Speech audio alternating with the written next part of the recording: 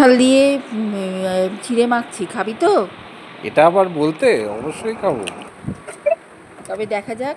আমি প্রথমে কাঁঠালের রস করে ছেঁকে নিয়েছি ছিবড়ে ছাঁকনিতে।